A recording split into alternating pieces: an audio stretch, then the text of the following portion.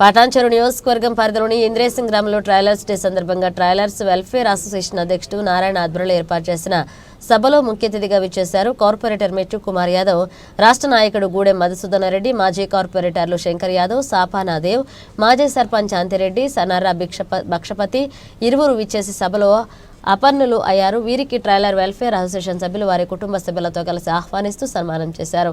అనంతరం ఇరువురు మాట్లాడుతూ ఈ కార్యక్రమంలో మేరు చంద్రకుమార్, బిట్టల్, సంజీవ్, నాయుడు, యాదవ్, ఇంద్రసేన, పాండు, ఈశ్వర్య, శ్రీనివాసచారి, ట్రైలర్ సభ్యులు మరియు కుటుంబ సభ్యులు పాల్గొన్నారు.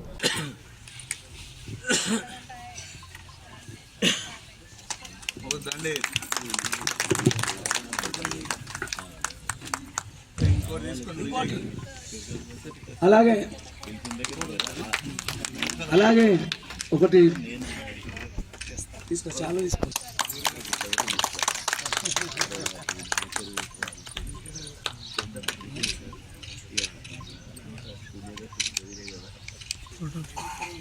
రామేశ్వరం మండ మాజీ సర్పంచ్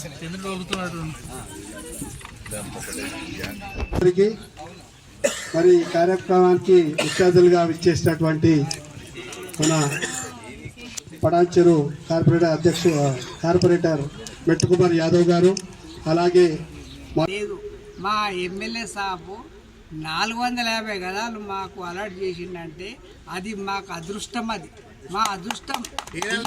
మాకు మా అదృష్టం ఇంత అదృష్టం మాకు తెలియదు. కాకపోతే ఆయన మాకు ఏం సంబంధం ఉందో మాకు తెలియదు.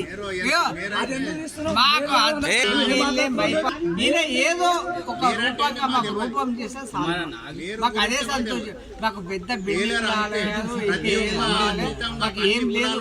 మాకు మాత్రం టైలర్ రాష్ట్రం నుంచి ఒక బిల్డింగ్ చేపిస్తే చాలు. వేరే ఏం ఆశ లేదు, వేరే ఆశ లేదు. 13 సంవత్సరాలు అయింది.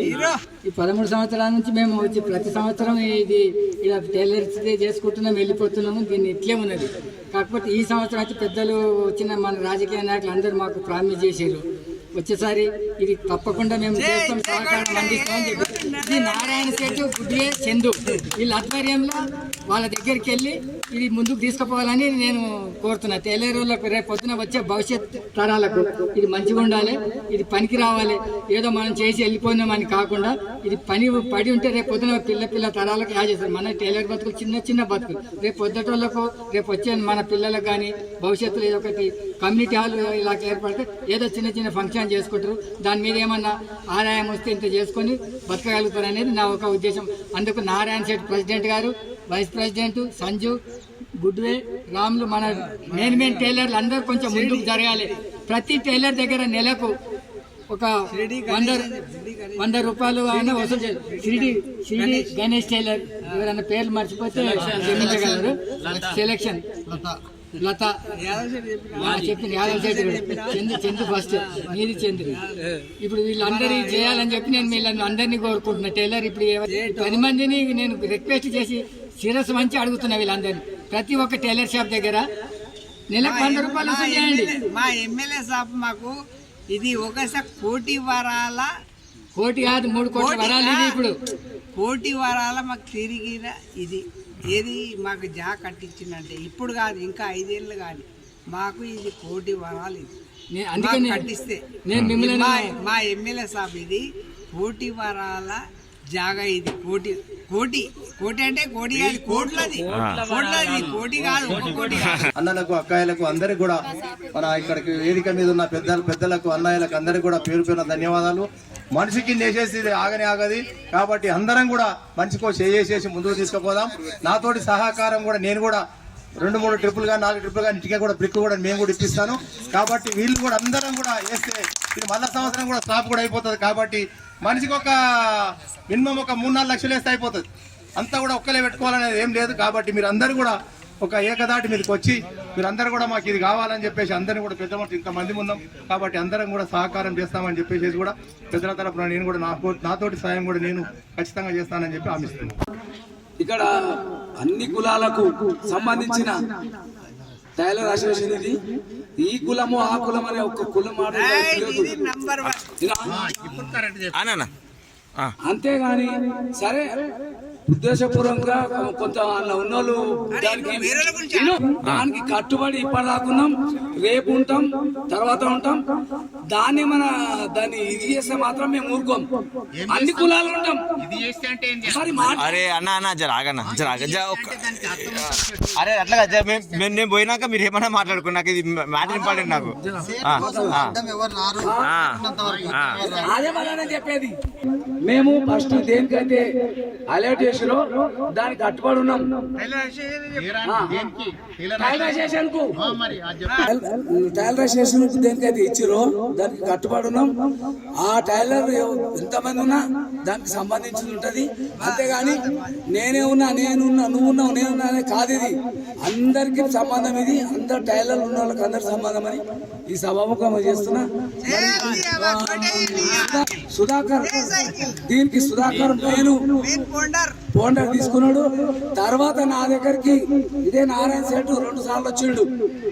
సేటు అందరం ఉన్నాక నువ్వు ఎందుకు రానంటున్నావు అంటే, మేము ఇంతకుముందు కూడా మేము చేసాం, అసోసియేషన్ కాలేదు కాబట్టి నేను రాసుకోలేదు. నేను ఉండాలంటే నేను కట్టుబడి ఈ రోజు దాకా ఉన్నా నేను దీనికి.